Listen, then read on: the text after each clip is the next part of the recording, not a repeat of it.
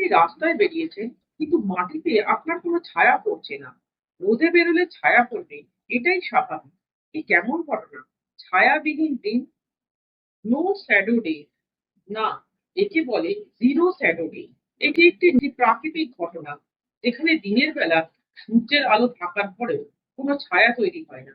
বিভিন্ন অঞ্চলে বিভিন্ন দিনে এই ঘটনা ঘটে, সর্বত্র একদিনে এক সময় নয়। ভারতে কলকাতা সহ বিভিন্ন স্থানে জিরো শ্যাডো ডে দেখা যায়। কলকাতায় খুব শীঘ্রই এই দিন আসতে চলেছে, যেদিন রোদে বেরোলেও ছায়া পড়বে না।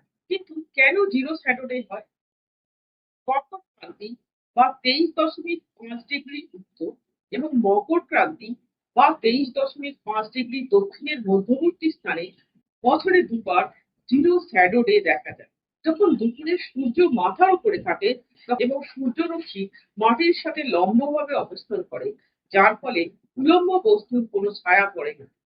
বছরে দুবার জিরো শ্যাডো ডে ঘটে। একবার যখন সূর্য উত্তর দিকে সরে যায়, মানে উত্তরায়ণ, এবং একবার যখন এটি দক্ষিণ দিকে সরে যায়, মানে দক্ষিণায়ন। এই ঘটনাটি কেবল কর্কট ক্রান্তি এবং মকর ক্রান্তির মধ্যবর্তী স্থানেই ঘটে। জিরো শ্যাডোর সঠিক তারিখগুলি বিভিন্ন অঞ্চলের অবস্থানের উপর নির্ভর করে পরিবর্তিত হয়।